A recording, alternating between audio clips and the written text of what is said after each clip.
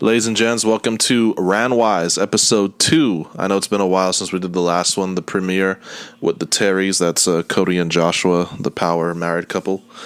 And this time around for episode 2 is another person who's a very special sister in my life, Tremaine Govender. How are you feeling, Tremaine? I'm good, thanks, and you, brother Josiah? I'm doing awesome. So how does it feel to have a more relaxed environment today, not having the pressure of reviewing anything or commenting on any music or stuff like that? It still feels the same. So you're still working over your recorded tendencies, I guess. Yes, definitely. It's gonna take a while, but we'll get there. I forgot to ask. I'm not sure if we'll leave this on or off, depending on which side of the story you want to tell. I forgot to ask you, did you get in August that opportunity to speak at church, and how did it go? Yes, I did. What I expected, I think God obviously superseded that. Mm-hmm. It was really phenomenal. It was great. We had youth come to the altar and just give their lives once more. Nice. I think they were really touched by that word, yes. So it had been a great night, and we saw God's power move in a different way, and, we are just so grateful. And the thing that we noticed is that God never, ever goes back on his word. Mm-hmm. When you expect for something from God, he will always meet that need, meet that expectation, or he will supersede that expectation. And that night was just, and there hasn't been a night like that afterwards. So it was a life-changing moment. Wow, that's awesome. And you don't have to mention anyone's names, but what's like one of the best feedbacks you got from anybody after speaking?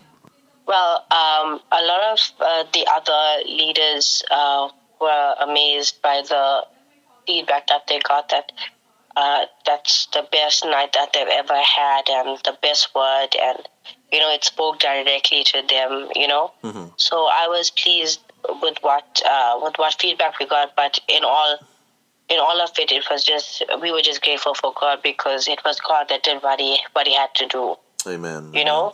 So that was just, we were just excited that, God took control where he needed to be. Yes. So it sounds like everyone collectively gave all the credit and praise back to Jesus. That's good. That's really good. Yeah. So here on the Ranwise show, usually the theme I like to keep is that I replaced the word dumb and random with wise. I know it's a stupid title, but hopefully it sticks. So basically what it is about is this is the show where you can be random without being dumb, and you can be wise but also have some fun. So that's why I decided to mash the two words together and make it Ranwise. And it's a more just relaxed, random topic conversation that can go anything from the deepest corners of your heart to the weirdest parts of your mind and everything in between.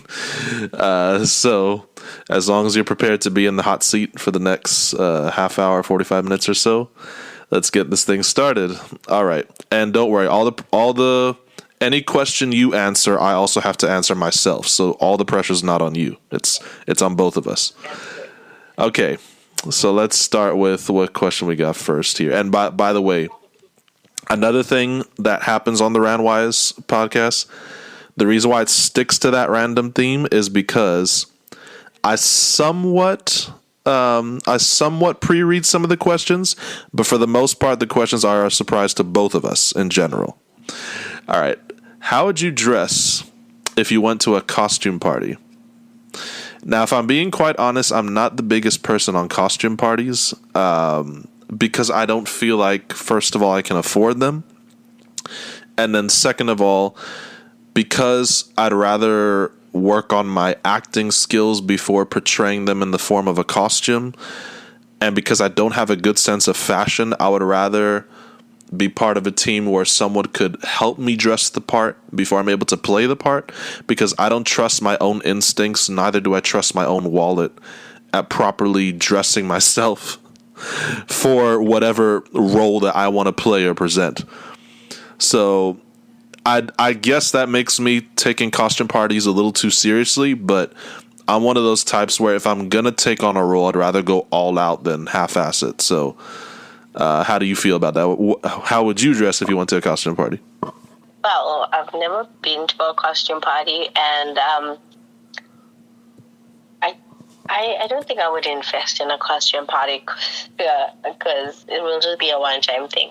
I got you. So, and I also don't take well into costume parties to dress in a specific or as a specific person or actor or whatever it is. So, yeah, I wouldn't do that. Now, here's another random question for you that just came to my mind, because I know in the States side they do it a lot. I'm not sure if they do it in South Africa too. This time of year, sometimes the church, as an alternative, would have you show up to church dressed up as your favorite Bible character. So if you had to pick any Bible character to dress up as, who would you choose? That depends. Well, that's quite hard, I would say. So hard to be, or maybe I would be like a Daniel or a Jonah. Interesting. So, obviously, no disrespect to the woman in the Bible, but you find the male role models of the Bible more aspirational for your personal life? No, not really, but I think it would be a different take on it. Mm-hmm. I mean, like even a Naomi or a Ruth would do as well. Uh-huh. If even Elizabeth, would do, because they were very powerful women in the Bible. But I think it would just be a little bit different, because I think if that question was asked to a lot more people, then especially like for the woman as well, they would say like a Mary or a Naomi or a Ruth. But then, when you look at like Moses and Daniel and Jonah, Daniel was stuck in the lion's den. Mm-hmm. So it gave him courage, bravery, mm-hmm. To be surrounded by, it was a death or life situation that he was in.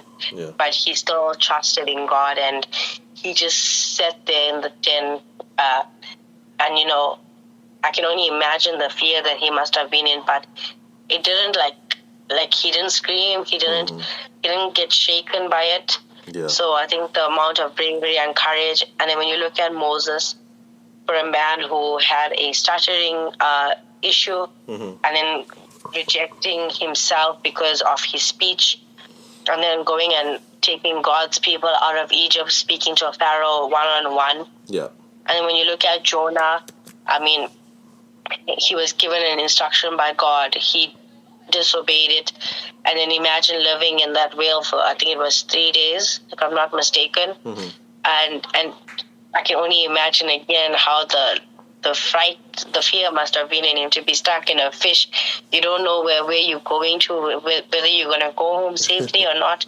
Yeah. What if something happens to you? So there's a lot of, like, with those three examples, there's a lot of like courage and bravery that's there.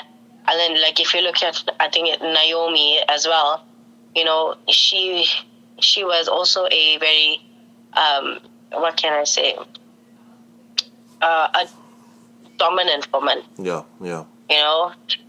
She knew what she wanted, and she walked that way. Nothing unwavered her spirit or faith.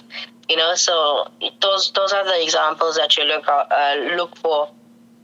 In the Bible, the courage, the bravery, the trust, the trusting in the Lord. I think that's the main thing that you look for in any of your Bible characters. Right. Yeah. Awesome. Yeah. For me, I don't know why this is.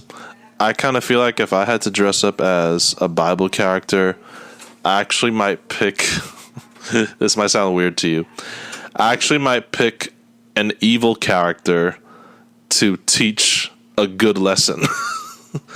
So I would play the role of like, don't be like me type of character. So like I might pick maybe Potiphar or maybe who else in the Bible? Or I might pick like maybe a King Herod or something like that, like, or maybe even King Ahab or something like that. So I would try to show the bad for what it is, so that people know what to avoid in their lifestyle. So I might take that reverse approach. So that's just me. Anyway, tell about a family tradition that you enjoy. Okay, so I got to be honest again. We never, as a small family, that's just me, my wife, and daughter, we don't really have, per se, traditions. We do have things that we would like to do, like, on a regular basis, but they're not really necessarily, like, restrictive traditions. However, in my past life with extended family, I do admit one family tradition I miss having that's kind of, because it's gone now for many years, kind of disconnected our family in so many separate ways, is the once a year big family reunion that used to happen on my mother's side of the family. So what would happen is, I think up till the year 2006, this was even when I was still a missionary in South Africa, we would only visit America once a year and stay the other 12 to 14 months in South Africa.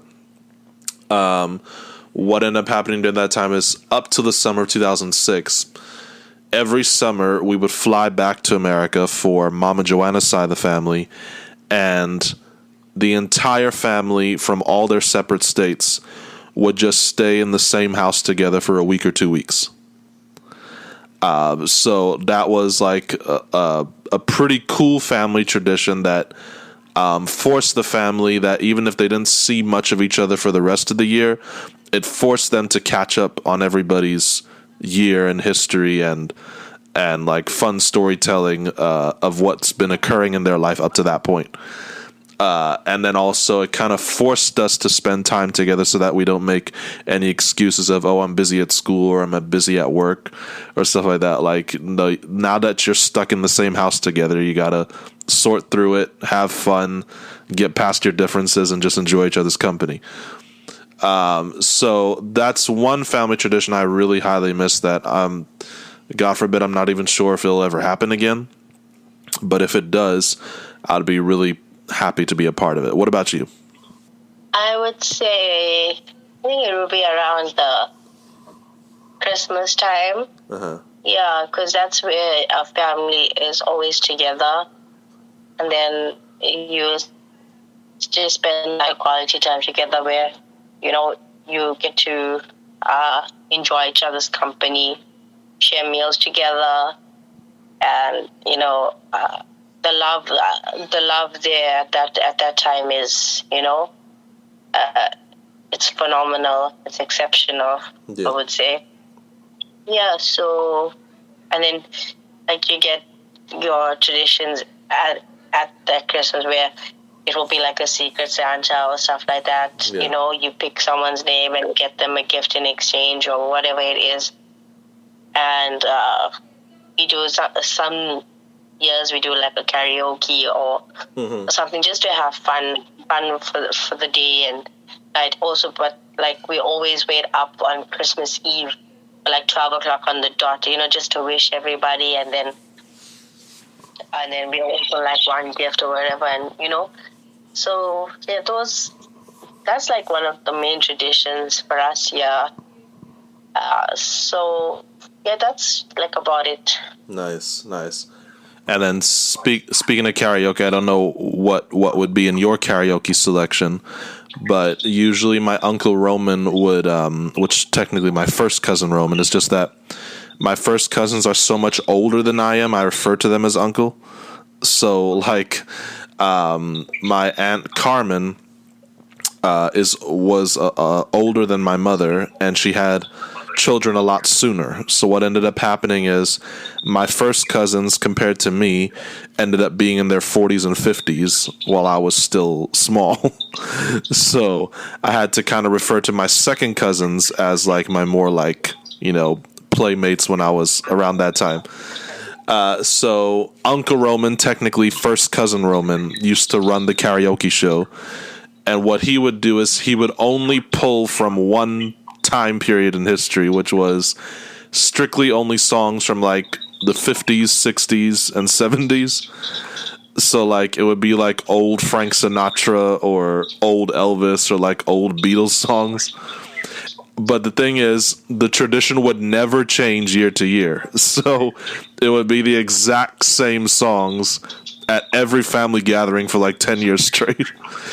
But the other cool thing is, it with our family tradition is if you missed one year, you had no excuse for the next year. For the next year, you had to be at the family reunion. You weren't allowed to miss 2 reunions in a row. So, like, that was the other thing, is that there was, like, a certain priority placed where, like, you had to schedule your year around the fact that I am not missing this family reunion no matter what excuse I have to give to work or what excuse I have to give to my school or job. I have to be there. So I kind of feel like with the times changing, that sense of priority went completely out the window and kind of left us in shambles of not seeing each other or communicating, stuff like that, of everyone just going about their own lives and never actually prioritizing time to reunite. But anyway, what's some of like the karaoke songs that you guys pick? So we generally do like a Christmas carol to the Christmas song. I'm very rarely like some of the 80s and 90s. Like my dad will like Brown Girl in the Ring, and so we'll sing that, or the Beatles. So, whatever has like a catchy tune. Okay. Very rarely mainstream. But like during those times, it will be more so like Mariah Carey's "All I Want for Christmas" and or "Last Christmas," So those kind of songs that we do, and while it plays, we sing along to it or we dance to it. So yeah, that's awesome. All right, so seems like a more fun question coming up now. Describe the kind of car you would like to own. I gotta admit, my car taste has kind of changed over the years. When you knew me in my younger years in South Africa, I only had one dream car. Well, it's actually 2 dream cars. Either any version of the Audi TT or any version of the Nissan 350Z. I know you say Nissan, but we say Nissan. And then, of course, we say 350Z, I'll say 350Z. So those are my 2 dream cars at that time. Then after I saw the movie The Italian Job, obviously my dream car was a Mini Cooper. But now I'd have to say my dream car is definitely a more modified, I would say, Tesla. I would definitely like to get to see what an electric car feels like that I don't have to pay gasoline on or petrol on. But what else? There's one more I'm trying to think of. Yes, I do have a weakness for Range Rovers as well, like especially the really fancy Range Rovers, or like the Cadillac Escalades. I'm not even sure if you have Cadillac Escalades in South Africa, but those type of cars. Outside of the Audi TT and Nissan 350Z, though, I have never been a sports car guy for some reason. Like, unless it's some muscle car, like a Mustang or something like that, or maybe like a Dodge Charger, or any. If it looks like something from the Fast and Furious that Dominic would drive, that's more my thing. But if it looks like something that Paul Walker as Brian would drive, no, I wouldn't drive it. So, what is your kind of dream car? Well, there is so many, actually. Yes, Tesla is one of them. Dominic's as well is one of them. Especially the muscle. But it's more like most of the sporty cars, like your Porsche 911s or your McLarens, Bentley, Aston Martin. the Jaguar FX, I think it is. I can remember. You could tell you've been spoiled by too many hip-hop videos. Yeah, and then you get the latest Ford Mustang that I've seen. I mean, I like die for these things. Yeah. Like whenever we go past Gateway, so there's when we go into Gateway, there's this Ford dealership that's on the main, like you can see from the main road. Mm-hmm. I'll always look at the top and look at all the different colors of the Ford Mustangs that they have. Yeah. I'd be like, "Ooh, that's nice one day. Ooh, that's nice one day." Yeah. But then, and then when you go to Gateway and you're at that IBV wall section, and then you'll see like all of this like really fancy cars. Yeah. Like the one time I saw like this, I think it was a neon green McLaren, and it was like totally amazing. Like I just fell in love with it at that time, and I never stopped. You know, I think fast cars is my type of vehicle. So with your Teslas and stuff like that. Yes, I also would like to know what an electric car feels like, because I know the struggle of fuel. Yeah. It's not cheap at all. Actually, because you say fast cars is your weakness, I'm more of like a mid-range car. Fast cars I only appreciate in video games, not in real life. But give me an alternate answer. What's your dream family car? Like, once you start a family of your own, then what's your dream car? That would be like an SUV, so like a minibus, so like your Mercedes Vito kind of type, or a Range Rover, the bulky one. Yeah, I think those ones, or even a 4x4. Like if we're not going to like the fast cars type of thing, then I'll go for a Ford Ranger 4x4. Yeah. Just to have that feeling to be in a bucky. Yeah. And driving it. You know, people look at you differently. I forgot. Like, okay, there's a big chief there. Yeah. I forgot the name of it. I'm not sure if it's called, is it the Ford Flex or something like that? I forgot the name of it. It's almost like an extensive SUV crossover between like a station wagon and like a lowrider SUV. So it's just as spacious as a minivan, but it's not shaped like a minivan. It's shaped like a lowrider car SUV. I would either try that one, or if I had to go really big, even though I hate big cars because they're nightmares to park, I prefer tiny cars when it comes to parking lots. They died out a long time ago, even though they still have them in the army. I wouldn't mind driving a modified Hummer.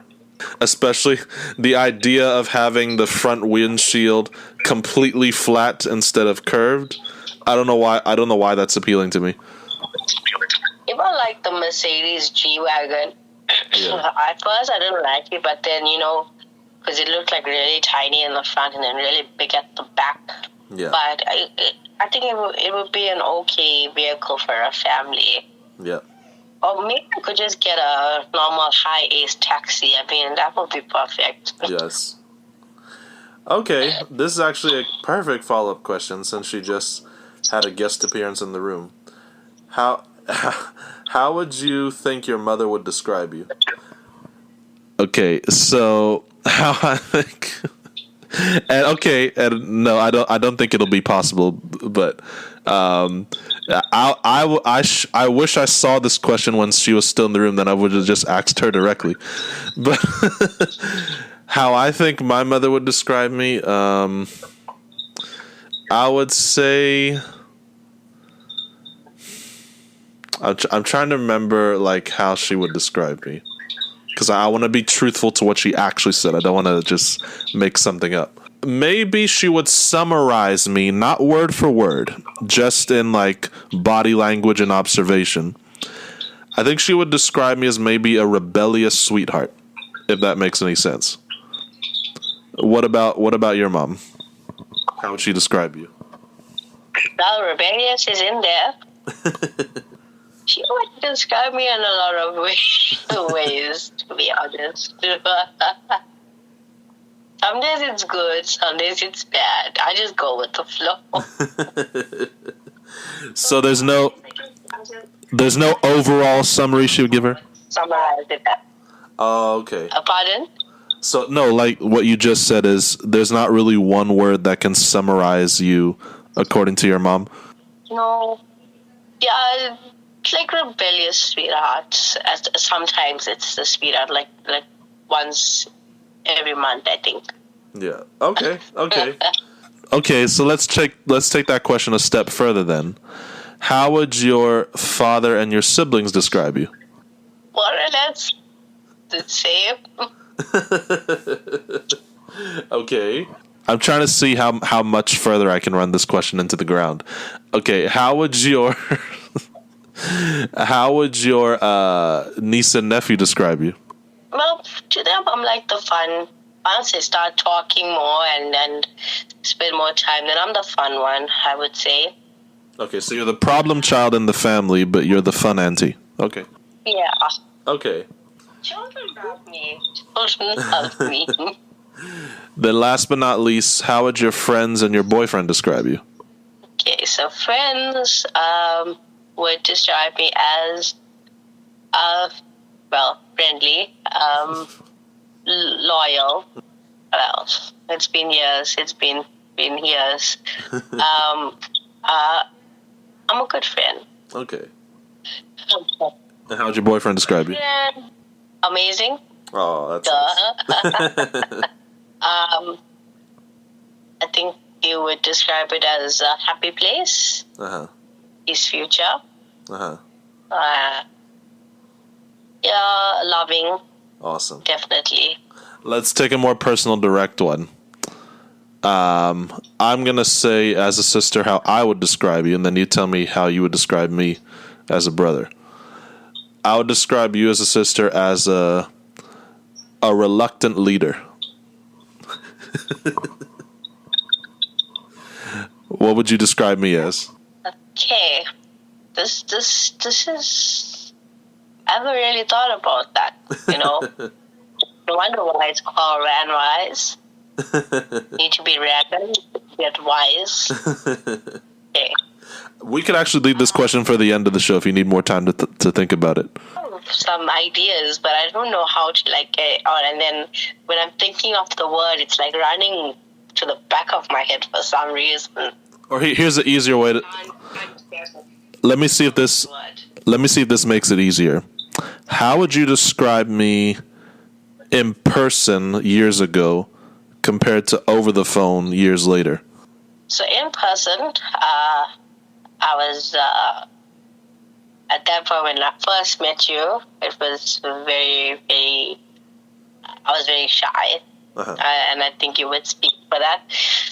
But as we got to know each other, I think it made it a little bit more comfortable in knowing that it's easier to talk, with someone that understands. So I would say that you're like understanding,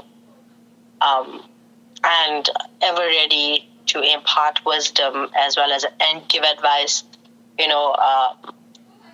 relevant advice to whatever the situation or the circumstance may be.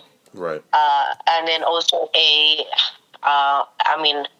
especially like when it comes to these shows, it's not just about the person that's on the show, collaborating on the show, or about the world, but you always make it about God, and I think that's what's the main thing.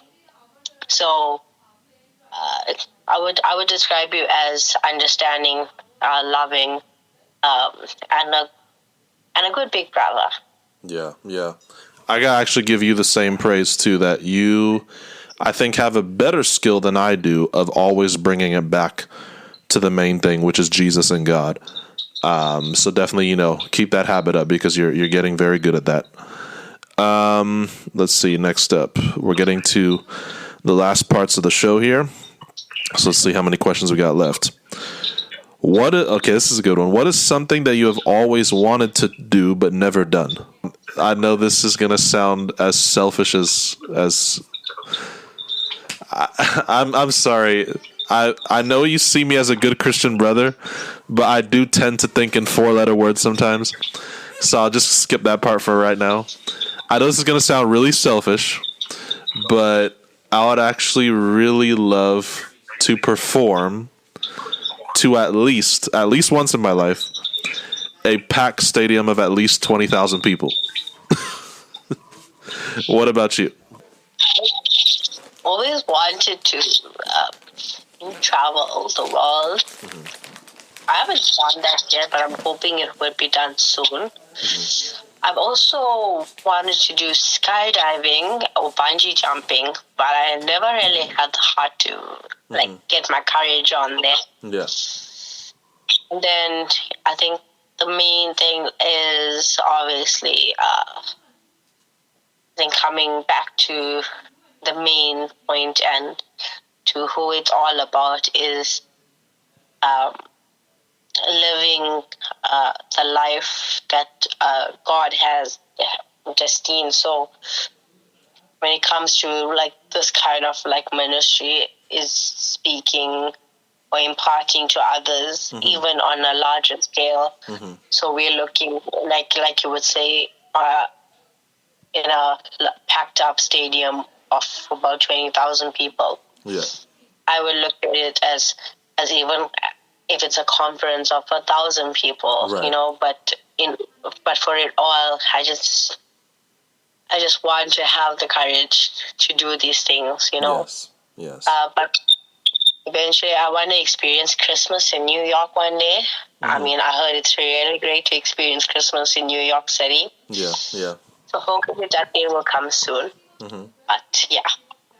Another caveat I have to mine, by the way, and before I give the extended answer to the same question, what you said about New York City, I think my mom would approve because she has memories of like the Rockefeller ice skating rink under the giant Christmas tree. That's probably going to be part of your wish, or like to walk with your boyfriend through Central Park, like to feel like you're in a romantic comedy or something. Anyway, so you want to get all those romantic comedies you saw in New York Christmas lights. You want to get that feeling in person, probably. And probably have like you and your boyfriend walking a dog or something, and then maybe he just proposes to you in the middle of the Central Park or something. No, I'm just trying to make your dream a little bit better. But me, there's a caveat to this. I've even reached a point in my life where I don't even have to be the one singing and rapping on the stage before the 20,000 people. As long as someone is singing or on the stage a song I wrote, and I get to hear that many people sing the same song, that will bring me just as much joy as whether I'm on or off the stage. There's a certain joy that comes with people celebrating something you've created en masse, especially something God has given you, or something you waited a lifetime to see people respond to. That's the kind of thing I'd like to see at least once in my lifetime. But anyway, let's go to the next question. We'll see how far we are. All right, we're down to maybe the last 5 minutes here. What kind of emergency scares you the most? Ooh. What's a nightmare scenario that I'd never want to be part of? I never want to be part of, like, the front lines of a natural disaster. Like, I never want to be right next to where the ground cracks in an earthquake. Or I never want to be right on the beach when a tsunami comes. Or I never want to be right in the road when a tornado hits. Like, any close proximity to any natural disaster would probably be the kind of emergency that scares me the most. That's on a big scale. On a small scale, I don't ever want to be trapped in a room full of cockroaches. But what about you? So let's work with small scale first. Okay. I also don't want to be caught in a room of cockroaches, lizards, spiders, bees. What's the other things? So why I hate cockroaches even more experience. A couple of years back, I was staying in Chatsworth with my aunt in Unit 3, and so I went to help my cousin prepare for her market day and stuff like that. Yeah. And that night, I think it was a Friday, a Thursday or a Friday night. It was like really hot that evening. Yeah. So you could just feel the heat. Excuse me. And then like we're just about to go upstairs to sleep, coming from the kitchen, and it was just the kitchen light that was on. Next thing, I feel something fly on me, and it was a flying cockroach, and that has been my worst experience ever. That would be mine too. Ever since then, I felt like something is always on me or crawling. So yes, cockroaches, no. Bats, no. All of those things. But like on a large scale as well, I would say, like for us, if we look look at a few months back, I would have been at the front line of those floods hitting Durban, rather. Yeah, right. Like the people that were in Tongaat and stuff like that, they had it really bad. So I would never have wanted to see myself at the front line of that. Right. Where houses were just getting washed away and breaking down, and though the floods were really, really bad in KZN. And then now we look even the beaches. I think now with the global warming and stuff like that, you now see the tides coming closer and closer to the shores. Yeah. So, like yesterday, we went to try and light lanterns to release for my uncle, and then we couldn't because of the wind blowing so hard. Yeah. So we were like trying to place it right there where the water would just take it in. So by the time we like leave it there and then we run back, the water's like coming to the shore. Like really far back, where in years it hasn't even come close to it, past the rocks and stuff like that.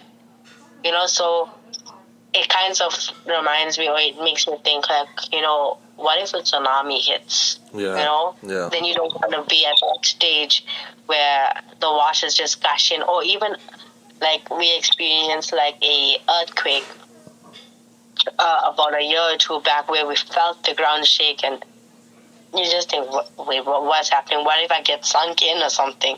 Right. So that is what I would find as an emergency that I don't want to be a part of. Right. And I was remembering one more thing that I saw on a TV show, which is also a nightmare scenario for me. Hanging from a cliff above a pit full of snakes. I never want to be in that situation either. Right, where I'm trying to pull myself up and I can't, but every time I look down, I'm about to fall into a pit of snakes. Speaking of snakes experience, so I think I was still in primary school. It was about probably in grade 3 or 4.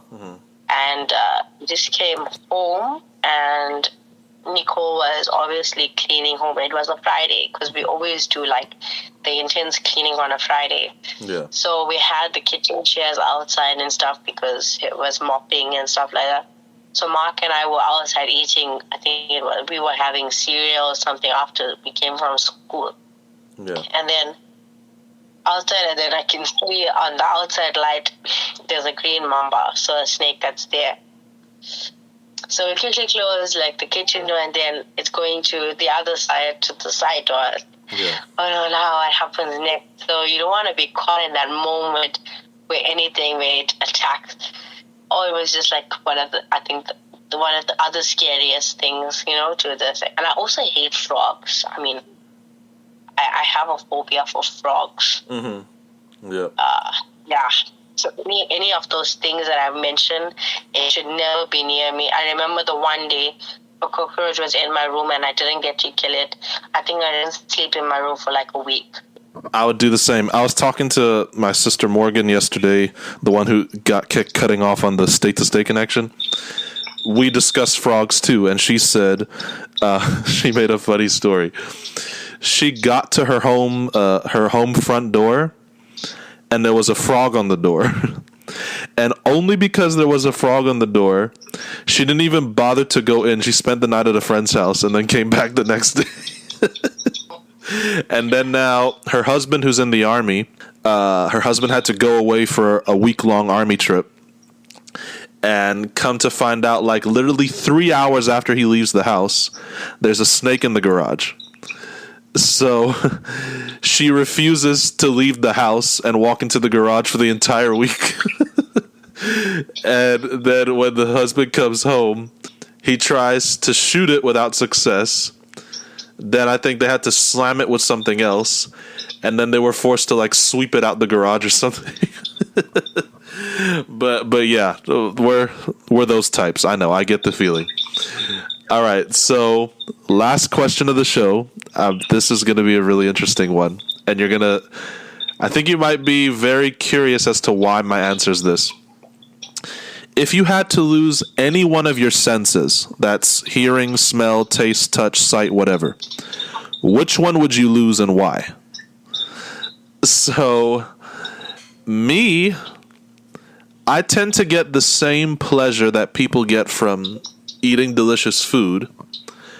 I get the same pleasure from listening to a good song or watching a good movie. So, I would actually give up my sense of taste. That way, if I had no taste, I could eat any healthy food I wanted and lose all this weight, and I never have to complain about the taste of the food. What about you? I would agree with you. I think we're on the same page, yeah. I mean, those greens don't go down easily. Those veg don't go down easily without a bad taste. Just so you guys know that's listening. Yeah. Well, I would think, I would lose the taste. Yeah. I have to taste horrible things. And then also, I won't indulge more in the good tasting things like the chocolates or the Coke. Right, the one exactly. that puts on the weight. Yes. Yeah, so I think I would go also for the loss of taste.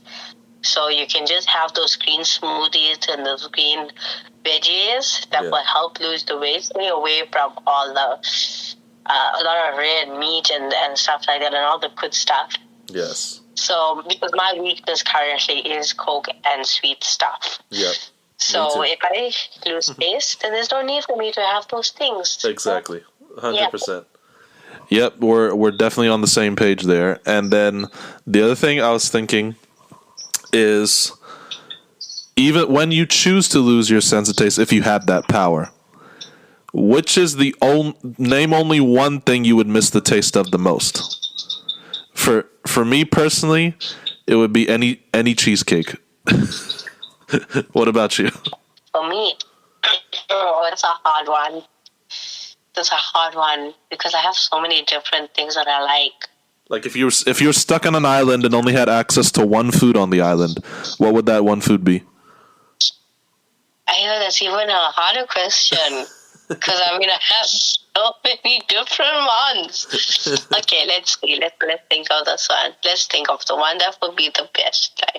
Like what's the most tastiest thing to me that you would want for you as your last meal, as your last supper? Let's see.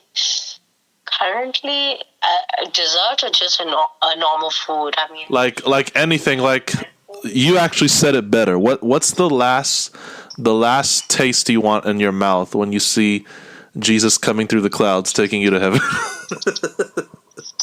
Oh, that's hard because reason being, there has to be a dessert that goes with, but it's even harder if there's a dessert because there's so many that would also go with the perfect last supper. But I think I would have my mom's curries as my last supper. That's a high compliment. Yeah, so maybe like a tasty Cornish or mutton curry would do as the last supper. I would say I must have a Coke on the side and then the soji that my boyfriend makes. Nice. That would be, yeah. I think you should tell your mom and boyfriend that. Then maybe their descriptions of you will be better. No, I was joking. Just when we're done recording this, just say, Mom, the last thing I want to taste before I die or enter heaven is the taste of your curries. And then you can look your boyfriend eye to eye and say, the last thing I want to taste is your soji. Anyway, actually, at your wedding reception, you should say that to your boyfriend. Anyhow, he should have a special bowl of soji prepared only on your table, while everybody else has to eat the nasty soji and you eat the your boyfriend's soji. No, I agree. so me, yeah, I would say. You said Coke for your drink. The last drink I would want to taste in my mouth is that I'm not even sure if they have this in South Africa. It's a drink called Mountain Dew Baja Blast. I used to hate Mountain Dew. I had to grow on me over the years, but Mountain Dew Baja Blast is a light blue colored Mountain Dew that has a taste that is like out of this world, in my opinion. So to that. Hopefully, I get a taste that one day. yeah, if you tasted it once in your life, you would be like, F Coke for the rest of my life. I'm not picking up another Coke for the rest of my life. Anyway, or you would even be like, F Fanta, F Coke. I'm only drinking this. Anyhow, Tremaine, it's been so fun, so good. How much fun have you had on your first Ranwise show, and then we'll get out of here? Oh, I've had a lot of fun. I think I do these better than reviews. I'm like, I think I'm getting the grip of it now. Yeah.